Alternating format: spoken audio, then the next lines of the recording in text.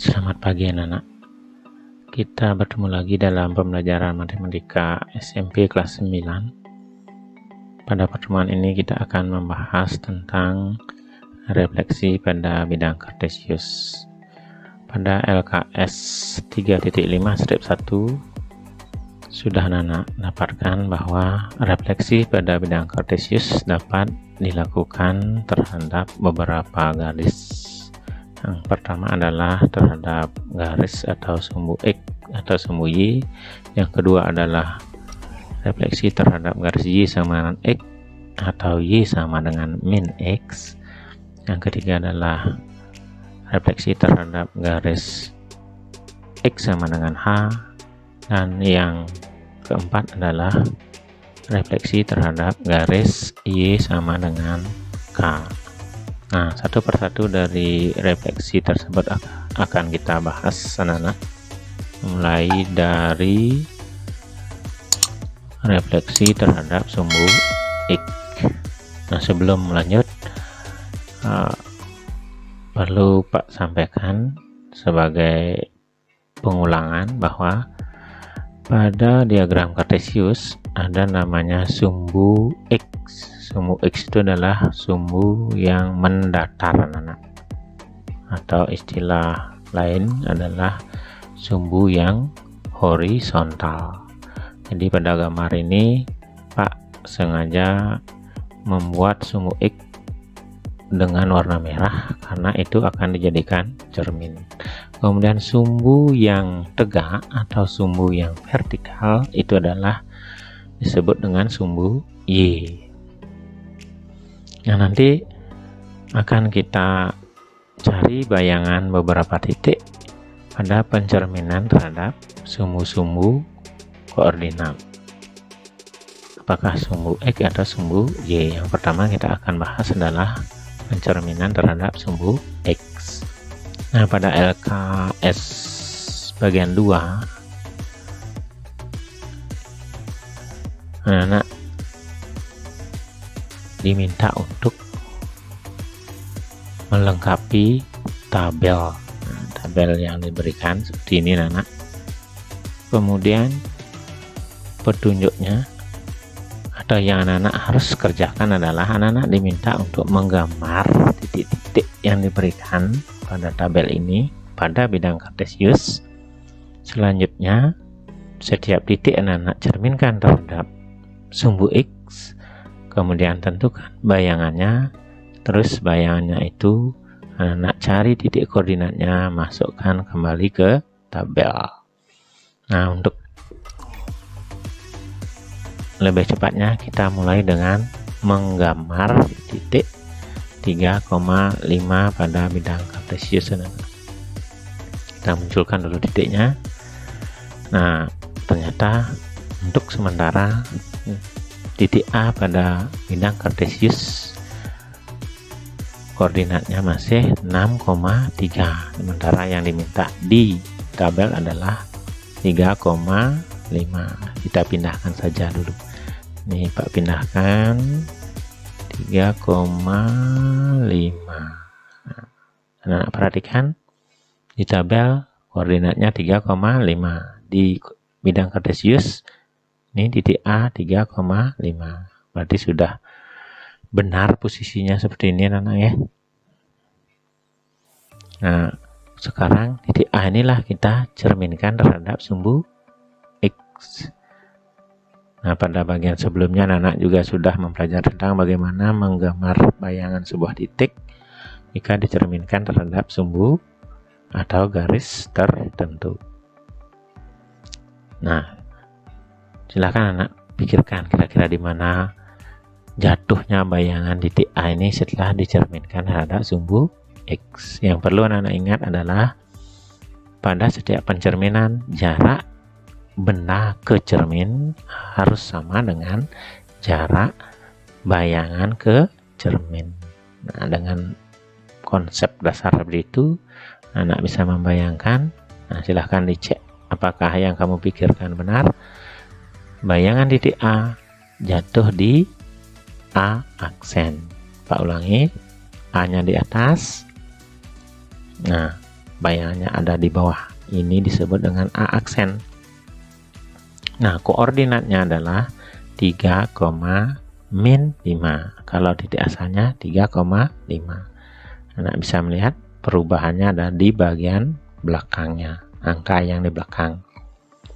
Di asal 5, di bayangan min 5. Sementara bagian depannya 3 di asal, di bayangan tetap 3. Nah, dengan demikian titik bayangan inilah anak-anak masukkan di bagian tabel, sehingga baris yang pertama di tabel anak-anak akan dapatkan titik A nya 3,5, cerminkan terhadap sumbu X menghasilkan A 3, min 5. Lanjut ke titik B anak. Titik B nya sudah pas, min 2,4. Nah, cerminkan terhadap sumbu X. Nah, bayangannya jatuh lagi di bawah, tapi lurus, tegak lurus dengan cerminnya. Pak ulangi, B nya min 2,4, bayangannya min 2, min 4. Kita lengkapi tabelnya. Bayangan B min 2,4, cerminkan tak sumbu X menghasilkan B aksen min 2, min 4. Lanjut titik C. Titik C yang diminta adalah min 5, 5, min 2. Ini masih jauh nih. 5, min 2. 5, min 2. Nah, di sana posisi titik C. Nah. Jadi titik C berada di bawah cermin, di bawah sumbu X. Kita cerminkan sekarang. Nah, ternyata bayangannya jatuh di atas anak-anak ya. Ulangi, C nya di bawah, cerminkan terhadap sumbu X, maka bayangannya akan menjadi C aksen 5,2 yang asalnya adalah 5, min 2. C aksennya 5,2. Masukkan ke tabel C aksen 5,2. Lanjut ke titik D anak. Titik D nya adalah min 4, min 3. Sudah sesuai anak. Nah, supaya titik B nya tidak mengganggu, B aksennya Pak hilangkan dulu. B aksen ya dihilangkan dulu, titik B juga. Kita biar fokus ini. Biar fokus ke titik D dulu. Titik D nya negatif 3, negatif 4. Kita cari bayangannya. Nah, ulangi, negatif 3, negatif 4. Dicerminkan, muncul di atas. D aksen negatif 3,4. Di tabel kita lengkapi, D aksen negatif 3,4. Lanjut ke titik E anak. Titik E di tabel diminta 0,3, sementara di bidang kartesius masih 0,6. Kita sesuaikan 0,5, 0,4, 0,3. Inilah titik E anak. Nah, langsung saja kita cerminkan. Ulangi, E 0,3 dicerminkan menjadi E aksen dengan koordinat 0, min 3. Masukkan ke tabel. Lanjut ke titik F anak. Titik F 6,0. Ini sudah 6,0 anak. Kemudian langsung kita cerminkan. Nah, kok sama ya? Kita ulangi, F yang warna merah 6,0 dicerminkan warna biru F aksen. Ternyata bayangannya mempunyai titik koordinat yang sama. Silahkan masukkan lagi ke tabel. F aksen 6,0 juga ya. Nah, selanjutnya titik G. Nah, titik G ini anak-anak diberikan kebebasan memilih anak. Nah, pada soal atau pada video ini Pak akan mengambil G nya 11,2 anak. 11,2. Kita cari bayangannya. ternyata jatuhnya di 11, min 2. Silahkan anak-anak boleh itu pakai untuk mengisi tabel untuk titik G anak. 11,2 bayangannya adalah 11, min 2. Atau Pak pindah lagi 10,3, ternyata bayangannya jatuh di 10, min 3. 10,3 bayangannya 10, min 3. Atau Pak geser ini di bawah ya.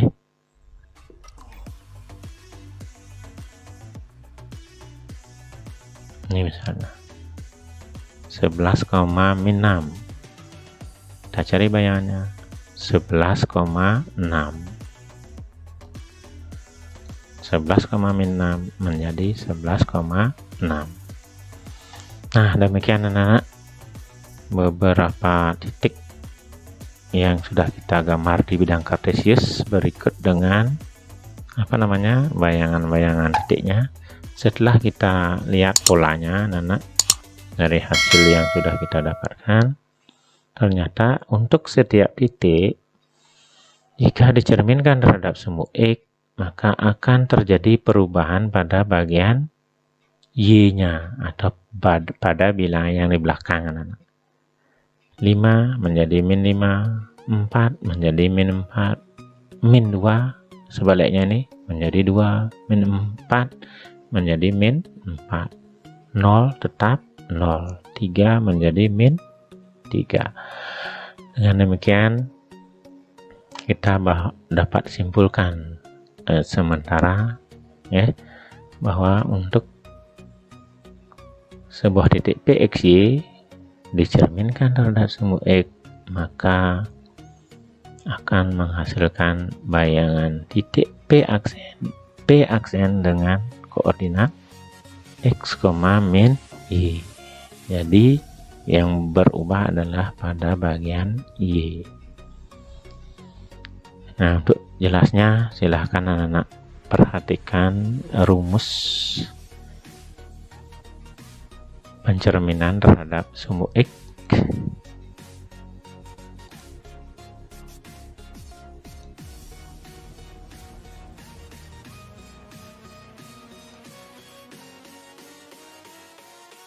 Nah,